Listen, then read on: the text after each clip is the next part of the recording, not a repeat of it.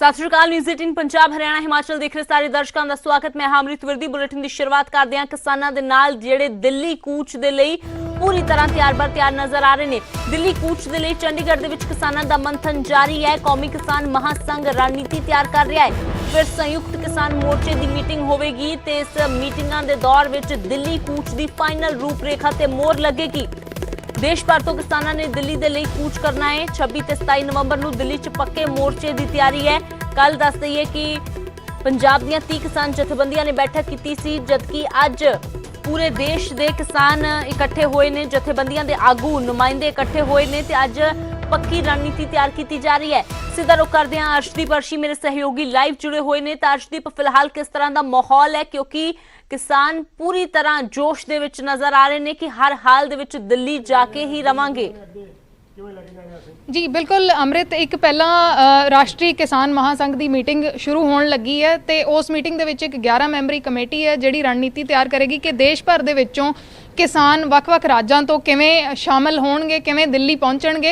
तो उस तो बाद एक 7 मैंबरी कमेटी है संयुक्त किसान मोर्चा, उन्हां दी मीटिंग होवेगी जिथे ये गल्लां भी डिस्कस कीतियां जाणगियां। तो उस तो बाद फाइनल जिहड़ा प्लान बनेगा। इत्थे तुसीं देख सकदे हो कि दूसरे राज्यों तो भी, हरियाणे तो भी, दूसरे राज्यों तो भी जिहड़े किसान आगू ने वो पहुंचे ने।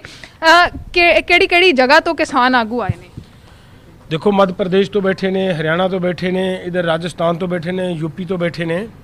ਸਾਡੇ ਨਾਲ ਲਗਭਗ ਇੱਥੇ ਅੱਜ ਦੀ ਜਿਹੜੀ ਮੀਟਿੰਗ ਹੈ ਇਹਦੇ ਵਿੱਚ 182 ਕਿਸਾਨ ਸੰਗਠਨਾਂ ਦੀ ਇੱਕ ਕੋਰ ਕਮੇਟੀ ਬਣੀ ਹੈ 11 ਮੈਂਬਰਾਂ ਦੀ। ਉਹ 11 ਮੈਂਬਰਾਂ ਦੀ ਕੋਰ ਕਮੇਟੀ ਦੀ ਮੀਟਿੰਗ, ਮੰਨ ਲਓ ਇਹ 182 ਕਿਸਾਨ ਸੰਗਠਨਾਂ ਦੀ ਮੀਟਿੰਗ ਹੈ। ਇਹਦੇ ਵਿੱਚ ਵਿਚਾਰ ਚਰਚਾ ਹੋਣੀ ਔਰ ਜਿਹੜੀ ਪੰਜਾਬ ਦੀ ਕੱਲ ਮੀਟਿੰਗ ਦੇ ਵਿੱਚ ਫੈਸਲੇ ਲਏ ਗਏ ਨੇ ਉਹਨਾਂ ਦੇ ਉੱਤੇ ਵਿਚਾਰ ਕਰਕੇ ਅੰਦੋਲਨ ਨੂੰ ਕਿਵੇਂ ਅੱਗੇ ਤੋਰਨਾ ਹੈ, किमें सारे देश तो किसानों ने अंदर आना, इस अंदोलन के आना, दिल्ली वाल आना, वो सारी विचार चर्चा होनी है। एक आम तौर पर बात आ रही है कि पंजाब में ही शायद ये आंदोलन हो रहा है या हरियाणा में आंदोलन हो रहा है। आप मध्य प्रदेश से आए हैं या और भी किसान अलग अलग राज्यों से आए हैं, वहाँ पर क्या स्थिति है? क्या पंजाब में जिस तरीके का आंदोलन हो रहा है वैसी ही कोई प्रोटेस्ट वहाँ पे हो रहे हैं या वैसा ही विरोध जैसे दिल्ली आप जाएंगे तो कर पाएंगे? देखिए, विरोध पूरे देश में हो रहा है। ऐसा नहीं है कि पंजाब का किसान अकेला है। पंजाब का किसान नहीं, पूरे देश का किसान एक साथ। तरीके अलग अलग हैं। मेरे यहाँ भी 1.5 महीने से अवेयर कैंपेन चल रहा है पूरे मध्य प्रदेश में, जिसमें एक बड़ी संख्या में मध्य प्रदेश के 323 विकास खंडों में हम लोग समझा रहे हैं, क्योंकि अध्यादेश किसान की समझ में बहुत जल्दी से नहीं आता है। तो हमारा पहला काम ये है किसान को अवेयर करना, बताना कि अध्यादेश क्या है।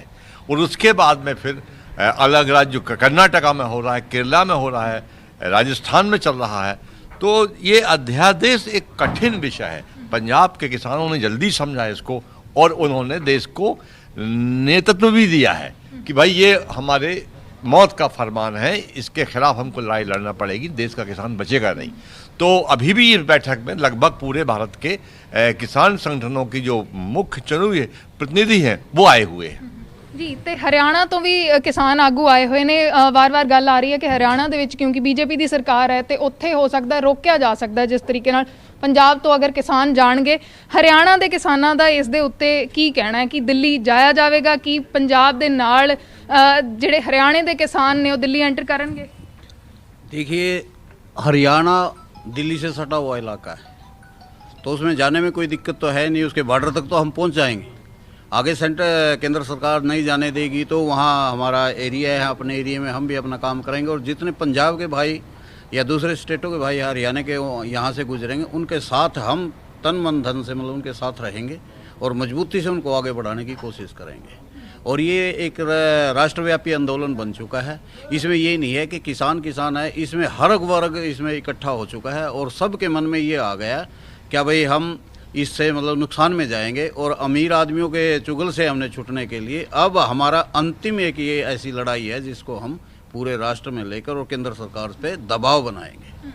ਤਾਂ ਅੰਮ੍ਰਿਤ ਅੰਤਿਮ ਲੜਾਈ ਦੱਸਿਆ ਗਿਆ ਹੈ ਕਿ ਇਹ ਅੰਤਿਮ ਅਰਸ਼ਦੀਪ, ਲੜਾਈ ਇੱਕ ਹੈਗੀ ਹੈ। ਹੋਰ ਦੂਸਰਾ ਜਿਹੜੀ ਇਹਨਾਂ ਇੱਕ ਦੇ ਗੱਲ ਆ ਕੋਲੋਂ ਰਹੀ ਹੈ ਜਾਣੋ ਕਿ ਅੱਜ ਜੋ ਮੀਟਿੰਗਾਂ ਦਾ ਦੌਰ ਹੈ ਉਸ ਦੇ ਵਿੱਚ ਦਿੱਲੀ ਜਾਣ ਦੇ ਬਾਰੇ ਤਾਂ ਰਣਨੀਤੀ ਬਣਾਈ ਹੀ ਜਾਵੇਗੀ, ਪਰ ਕੀ ਟ੍ਰੇਨਾਂ ਦੇ ਮੁੱਦੇ ਤੇ ਦੁਬਾਰਾ ਕੋਈ ਵਿਚਾਰ ਕੀਤਾ ਜਾ ਸਕਦਾ ਹੈ ਕਿਸਾਨਾਂ ਦੇ ਵੱਲੋਂ? ਕਿਉਂਕਿ ਕਿਸਾਨ ਬੇਸ਼ੱਕ ਕਹਿ ਰਹੇ ਨੇ ਕਿ ਅਸੀਂ ਮਾਲ ਗੱਡੀਆਂ ਦੇ ਲਈ ਰਾਹ ਰੋਕਿਆ ਹੈ, ਖੋਲ ਦਿੱਤਾ ਹੈ, ਤੇ ਉਸ ਤੋਂ ਬਾਅਦ ਅਸੀਂ ਵਿਚਾਰ ਕਰਾਂਗੇ, ਪਰ ਉਹ ਕੀ ਵਿਚਾਰ ਹੁਣ ਪਹਿਲਾਂ ਕਰ ਰਹੇ ਨੇ? ਕਿਉਂਕਿ ਸੈਂਟਰ ਸਿੱਧਾ ਇਸ ਗੱਲ ਤੇ ਅੜਿਆ ਹੋਇਆ ਹੈ ਕਿ ਜਦੋਂ ਤੱਕ ਪੈਸੇਂਜਰ ਟ੍ਰੇਨਾਂ ਨਹੀਂ ਉਦੋਂ ਤੱਕ ਮਾਲ ਗੱਡੀਆਂ ਵੀ ਨਹੀਂ।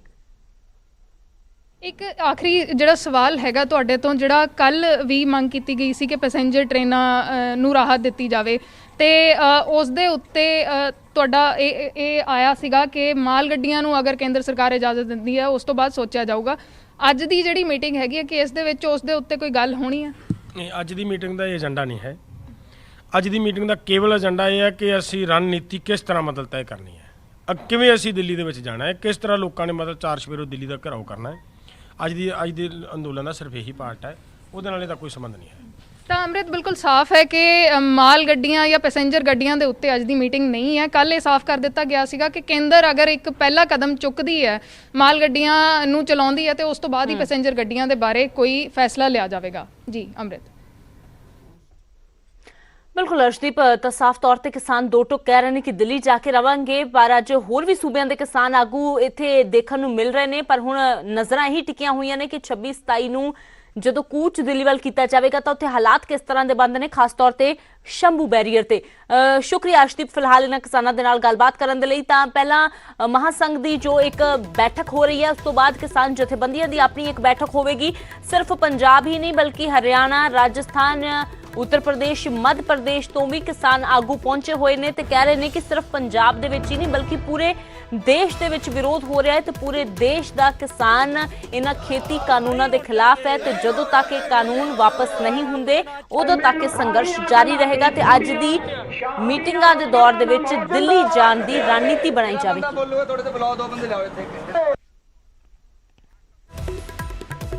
ਤਾਂ ਦਿੱਲੀ ਦੀ ਕੂਚ ਦੀ ਤਿਆਰੀ ਵਿਚਾਲੇ ਪੰਜਾਬ 'ਚ ਟ੍ਰੇਨਾਂ ਚੱਲਣ ਦੇ ਫਿਲਹਾਲ ਕੋਈ ਅਸਾਰ ਨਜ਼ਰ ਨਹੀਂ ਆ ਰਹੇ। ਕਿਸਾਨ ਕਹਿ ਰਹੇ ਨੇ ਕਿ ਪਹਿਲਾਂ ਮਾਲ ਗੱਡੀਆਂ ਚਲਾਈਆਂ ਜਾਣ, ਉਸ ਤੋਂ ਬਾਅਦ ਵਿਚਾਰ ਕੀਤਾ ਜਾਵੇਗਾ।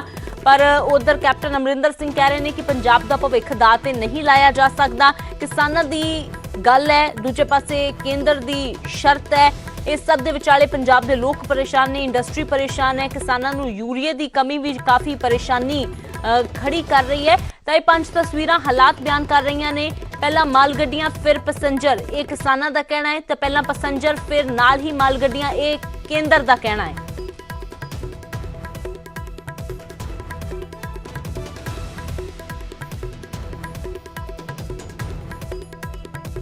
ਤਾਂ ਦੱਸ ਦਈਏ ਕਿ 26 ਅਤੇ 27 ਨਵੰਬਰ ਨੂੰ ਕਿਸਾਨਾਂ ਦੇ ਵੱਲੋਂ ਦਿੱਲੀ ਕੂਚ ਦਾ ਪ੍ਰੋਗਰਾਮ ਬਣਾਇਆ ਗਿਆ ਹੈ। ਤਾਂ ਦਿੱਲੀ ਕੂਚ ਕਰਨਗੇ ਕਿਸਾਨ, ਜਿਸ ਦੇ ਲਈ ਅੱਜ ਮੀਟਿੰਗਾਂ ਦਾ ਦੌਰ ਇੱਕ ਵਾਰ ਫਿਰ ਤੋਂ ਜਾਰੀ ਹੈ। ਪਰ ਇਸ ਸਭ ਦੇ ਵਿਚਾਲੇ ਵੱਡਾ ਸਵਾਲ ਇਹ ਹੈ ਕਿ ਆਖਿਰਕਾਰ ਇਸ ਅੰਦੋਲਨ ਦੇ ਵਿਚਾਲੇ ਟ੍ਰੇਨਾਂ ਤੇ ਬ੍ਰੇਕ ਕਦੋਂ ਤੱਕ ਲੱਗੀ ਰਹੇਗੀ?